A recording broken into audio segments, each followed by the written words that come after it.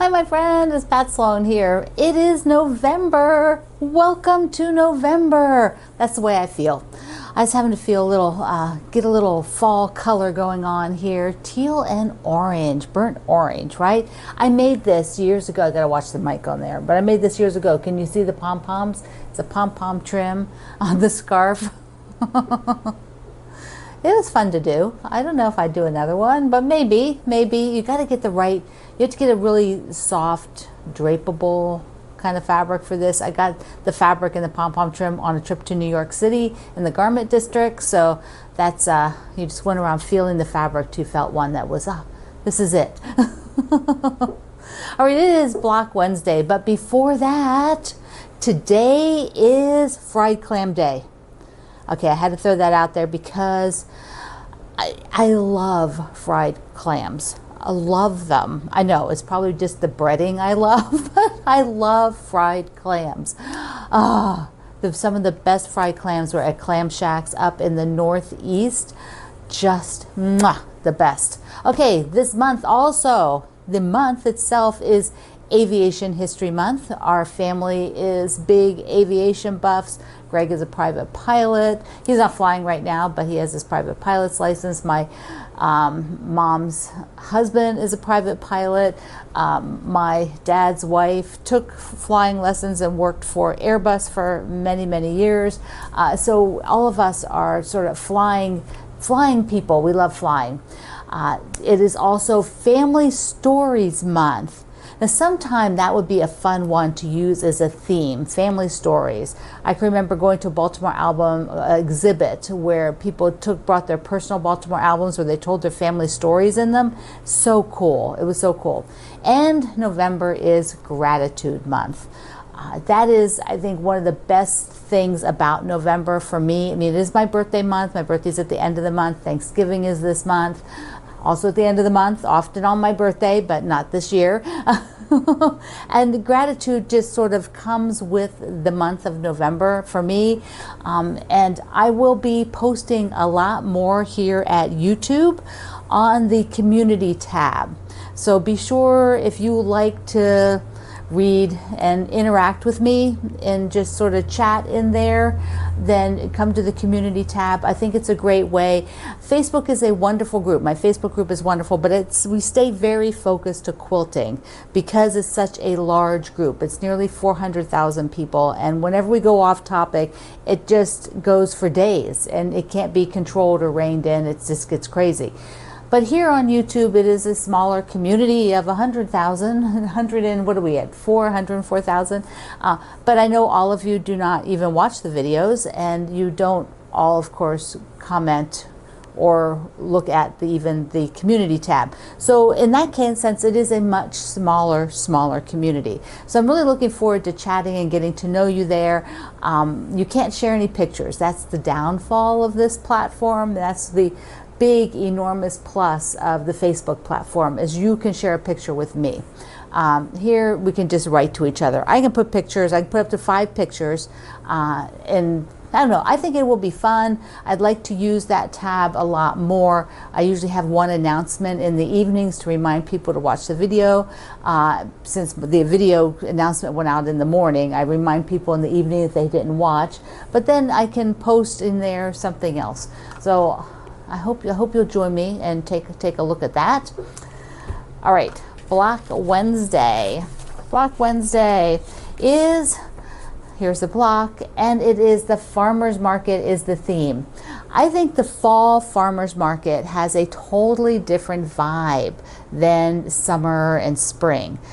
You've got, of course, more fall harvest type items, but people come and they're dressed cozy if it ever gets cool. It's 80 degrees here today, but if you have a different vibe going on, and I really enjoy the fall farmers markets. You get the donuts and the cider and the things like that are just so fall. Just so fall. So our block, and I want to show you, there's always a blown up worksheet page for those of you who don't want to read and you just want to look at the diagram. Raise your hand. Right. Yeah, this one's for you.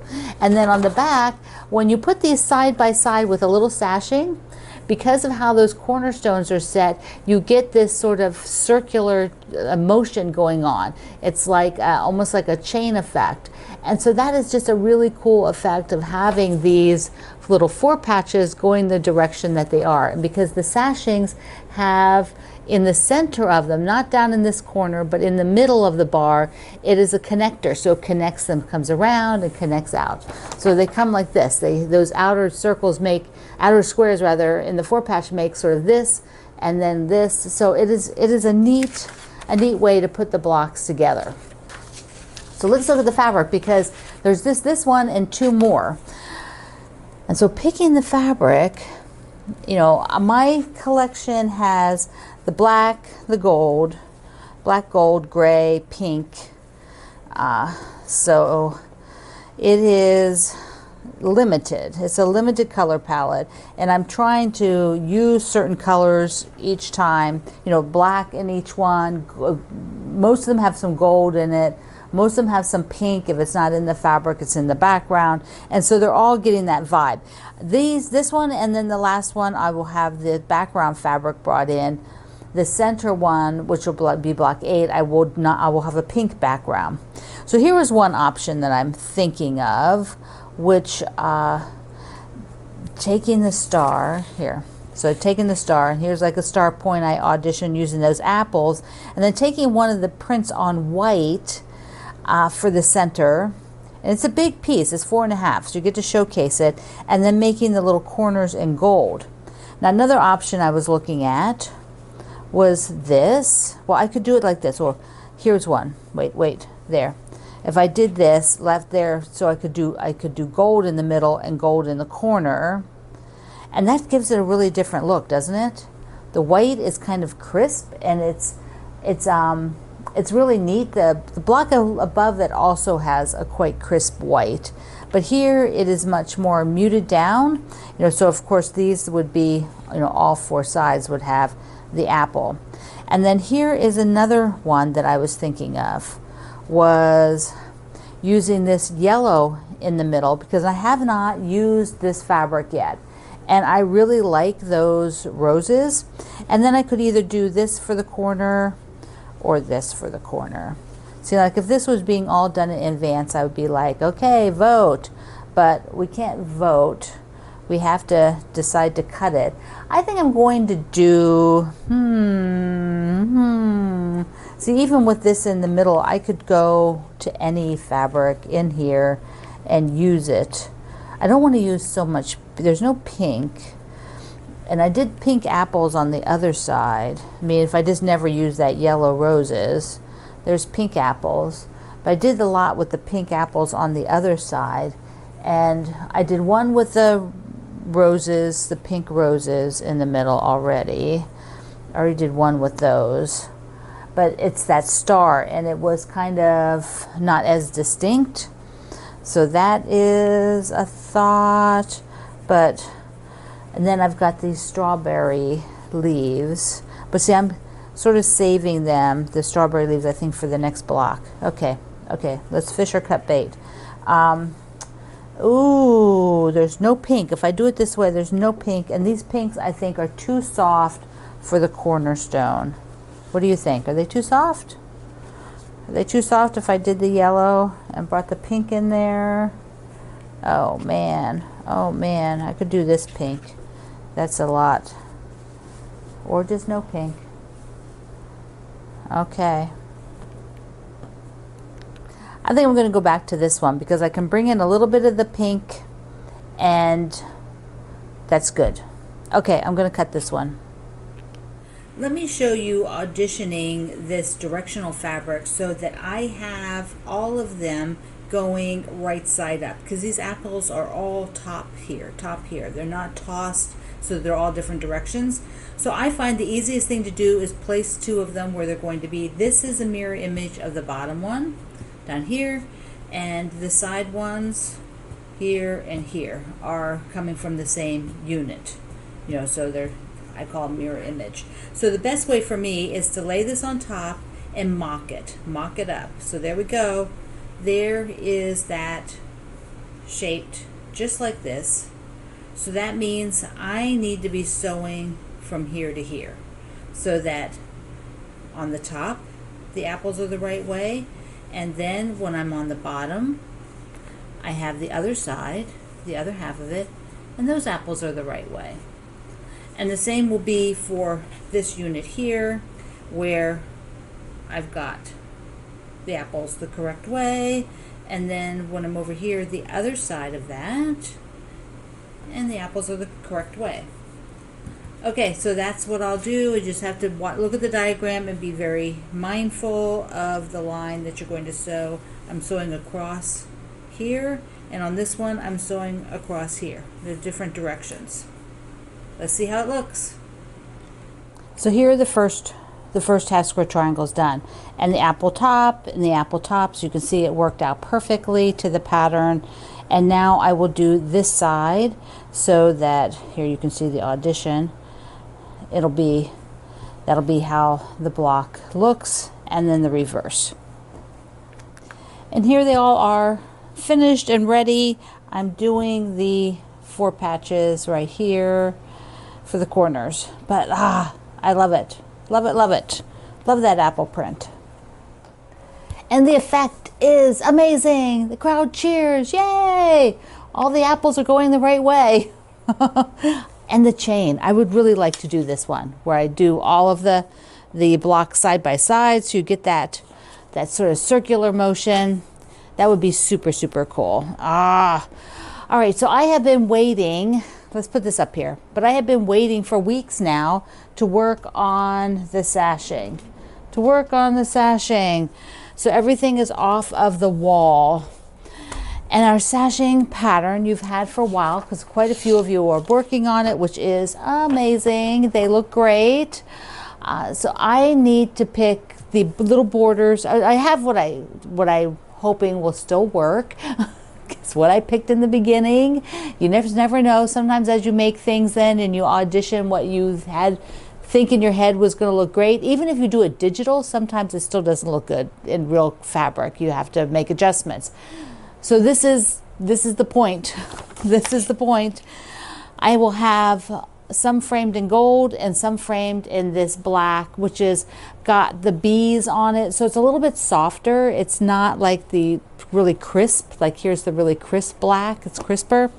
So like this would be, let's say if I'm going to do gold, more gold. So, and then 4 of them in the black. So if I was going to do more gold, the middle one would be on gold, and I'm just going to pin it right here. What I'll do is pin it and then get the other camera, and then that way we can okay, well that's not pinned real well, so let me just pin them and then get the other camera.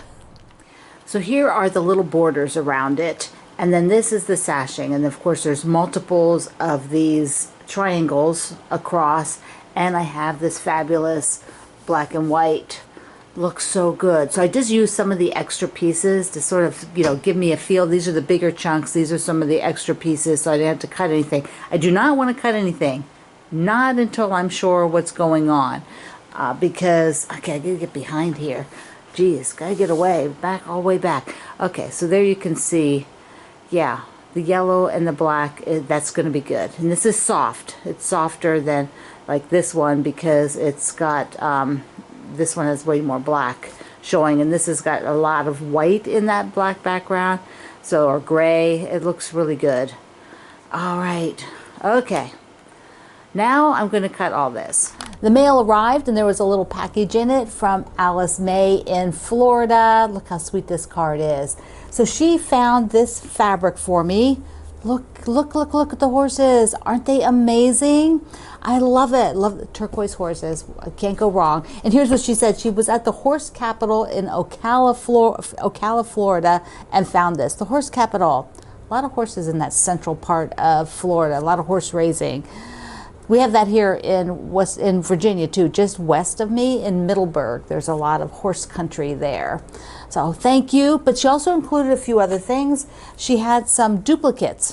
One was this gorgeous panel. Look at that. Pretty panel. Love it. Love it. Love it. and a copy of my holiday hoopla book. And she also had a extra flying geese die cut. So these two I will donate. She said I could donate them or use them for something, and I'm going to donate these two to the charities that our ambassador Kathy works with, because Kathy does a lot of die cuts, and she die cuts for the charity groups, and so this will go to great use for her. And then I will save the book and use it for a giveaway here one day down the road. So thank you. Mwah. All right, we're going to cut fabric. I also noticed I did change my mind from what I thought I would use for frames and sashing. I think I was going to use the background for the sashing, the horizontal between the rows of blocks, and framing the blocks. I was going to use the yellow and the white, but I've changed my mind, which is fine because I bought extra of this fabric anyway, so I'm good there. And that happens. Sometimes it's difficult with a sampler to know, like I think I mentioned that earlier, know in advance exactly what you want until you've made some of the blocks, because you don't know where you're placing the fabric and all of that. And so that's kind of the fun of it. So I tend to buy a little bit extra so that I know I have options. Now getting to the sashings. Now you have to decide if you're using a sashing that is directional, do you care on the frames? You're going to have horizontal, you're going to have vertical frames. Now I have two fabrics that are both directional. The bees, much more directional than the yellow. The yellow, because the strip is finished 1 inch, it's not really quite as critical. I could probably get away with not having to cut both directions. But the bees, no. I do not want sideways bees. What I want is the bees so they all are the same direction. So I need to cut strips that are horizontal, and I need to cut strips that are vertical so that I frame the bee block how I want it to be framed. I want it to look like the fabric and not have some of them, sideways. So that just means I will first cut along, you've got the salvage. Let me pull this out. The salvage is how we normally go about cutting, right? You cut on the end here, and these will be my horizontal. So these will be the horizontal guys. And then what I'll do is I'll cut one strip of that, and then I'll cut off the end. I'll flip it like this and take the end and cut cut my verticals. I could cut the verticals first. I have to see which size is which. But I did the verticals first. So those are 12 and a half. So the verticals are 12 and a half, and I can't get 24. This isn't 24 or 25 wide. No, it's only 18. I knew that. I could tell it was nowhere near 25. So that means I will just do 12 and a half, and I have 4 blocks.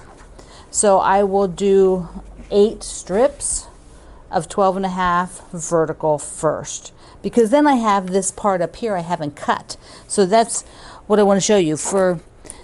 I don't want to cut all the way up here, because that just wastes all that fabric. That's a lot of fabric to waste. We do not want to do that. So I want to just cut, if I was going to do 2 at a time, that would be 1.5 by 1.5 is 3. So if I want to do 2 cuts at once, and I'll take it a little bit above my bottom edge so that I can trim it up. Let me just do 2 cuts and show you. I have to trim it. I didn't trim that even. Okay, so I've got a 1.5 inch vertical right here, and just cut off the end, and then I do another, another 1.5. So this is for one of the 4 blocks that has this bee fabric as its frame. Then there'll be 5 blocks with the gold as its frame. So these are my 2 verticals. And now you can see over here I have, how much is that? I can do 3 strips this way. I probably won't need 3, but I have that, and I haven't cut into it. But I still have to go and do 3 more sets of these for the vertical. So I'm going to go ahead and do that. And here is this fabric, the vertical and the horizontal cuts. And I did fussy cut them so that they were straight. I did not fussy cut these so the B was in the middle. I think maybe for some of the other ones I'll do that. As I kind of like it where it's just maybe not always so perfect. So this will all get sewn together. Now what I'm going to do is the rest of the blocks and the sashing and all of that so that I can do a video wrap up and have it done. So we'll see you then. Here they are. They're not sewn. These are not sewn yet. But I'm loving this so much. It is such a fun print. And I got it pretty even because I'm going to, bunny bottoms there, bunny feet are going to go into the seam allowance. But I could have fussy cut it with more. Down here I got a little bit more seam allowance on them. But they are looking good. I will get the half square triangles done and then we'll wrap it up for the day. So exciting to get it to this point. I went ahead and just laid the half square triangles there. You can see a pile of them. So I just laid them along up there to see how it will look. These are the border strips for the last 2 blocks. I did sew those 3 together and love, love, love. Now I have some thoughts, but we're running out of time for today. So I am going to, because I'm like thinking, oh, maybe those should be gold instead of black. And there's directional fabric, of course. Of course. And do I mind some of them being a little sideways? You know how I feel about that. But there's more waste. Of course, I might be maybe making all of them if I decide gold is better. But I'm going to shove that all till tomorrow's video. Well, I'm not going to lie. It felt so good to get all of this up here to look at. And like I just mentioned, I'm mulling over whether maybe this should be gold and the issue of the sideways. Anyway, I'll figure it out and talk about it tomorrow. We'll talk about it on tomorrow's video when we do the witch, 3rd block of the Quilted Witch's Garden. So today you have the Fall Farmers Market as your inspiration for your block. And I would love to see somebody take this block and repeat. Wouldn't that be cool? We do all of them. Make all the quilts all the time. So I love you. Mwah. Thank you for being here in the Sloan Zone. I will see you